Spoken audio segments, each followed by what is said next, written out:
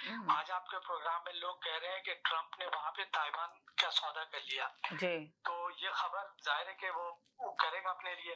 अच्छा, दूसरी खबर जो वहां से आई है इनकी मुलाकात की, उसमें एक खबर ईरान के लिए अच्छी नहीं है कि उन्होंने आबनाए हम्स जो है उसका जो ईरान चाहता था कि उस पे कोई टैक्स वसूल करे या कोई पैसे वसूल करे, उसको दोनों कंट्रीज ने एग्री कर लिया है कि ईरान को ऐसा नहीं करना चाहिए।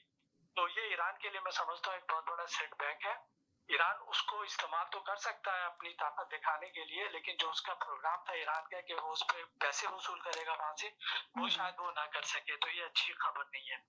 बाकी जहाँ तक जंग की बात है तो अभी तक तो कोई आसार नहीं है, हर कोई कोशिश कर रहा है कि जंग ना हो, लेकिन कुछ कह भी नहीं सकते। अच्छा, पाकिस्तान के हवाले से खबर ये है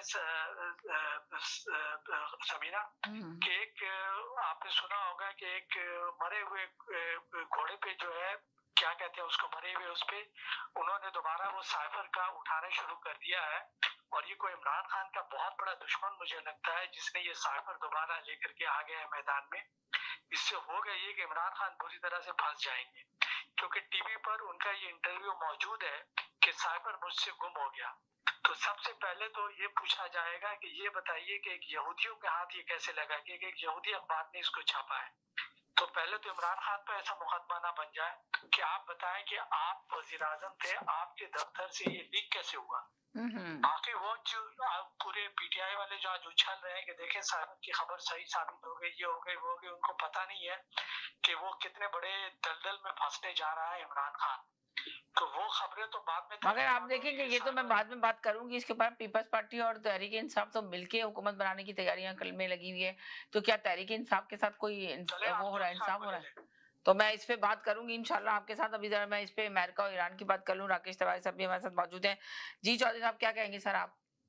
जी, मैं तो ये कहूंगा कि अभी डेवलपमेंट जो हो रहे हैं वो उसके अंदर चीजें और ज्यादा कॉम्प्लेक्स हो जा रही। इसी बीच में जैसे अभी प्रीवियस कॉलर ने कहा कि वहां से इजराइल से और इजराइल ने कहा कि नेतन्याहू ने यूएई यूनाइटेड अरब अमीरात में वहां पे विजिट की थी, जिसको उन्होंने इनकार किया, क्योंकि कोई भी मुल्क जो मुस्लिम मुल्क है मिडिल ईस्ट के, वो नेतन्याहू के साथ में हाथ मिलाना या मिलना पसंद नहीं करेंगे। लेकिन इसमें कोई शक नहीं है कि इस पूरे वार के अंदर में इजराइल का अपना से, अभी उसने यही कहा है कि हम इस पर निगाह रख रहे हैं कि अमेरिका कैसे ईरान के साथ में डील कर रहा है, लेकिन हम वही करेंगे जो हमारे लिए फायदेमंद है। इस बीच में एक चीज अभी इमरान खान साहब की आप लोग बात कर रहे थे, ये बात हकीकत है जो कि इमरान खान साहब ने पहले भी कही थी। जिस दिन वो पुतिन से मिलने पहुंचे थे रशिया में, उसी दिन उनको हटाने की उससे प्लानिंग हो गई थी और उसके लिए अमेरिका ने अपना पूरा काम किया था। अभी जो ईरान वार की बात है, ईरान वार के अंदर में अभी ट्रंप ने जो बयान दिया है, उसने कहा है कि देखो अभी मैं होल्ड पे रखे हुए हूँ, लेकिन अपनी आर्मी को मैंने कह दिया है कि किसी भी मोमेंट पे किसी भी टाइम मैं आदेश दे सकता हूँ वार के लिए। और उसका ये दबाव बनाने की उनकी पूरी तौर से कोशिश है और वो कर रहे हैं लगातार। और ईरान की अभी तक में ये आई है कि वहां पर सब एक इस मामले में एकजुट है कि हमने घुटने नहीं टेकने हैं, और क्योंकि ईरान को भी समझ में आ गया कि अमेरिका की कब दुखती नस क्या है। अमेरिका की दुखती नस उनको पता है, क्योंकि अमेरिका के ऊपर पूरी दुनिया का प्रेशर है कि आप ना इसे खत्म नहीं कर पा रहे हैं, जो शुरू किया आपने उसको खत्म नहीं कर पा रहे हैं। और जब खत्म नहीं कर पा रहे हैं तो ईरान के पास में हार्मुज स्ट्रेट अपने पास में ऑलरेडी है।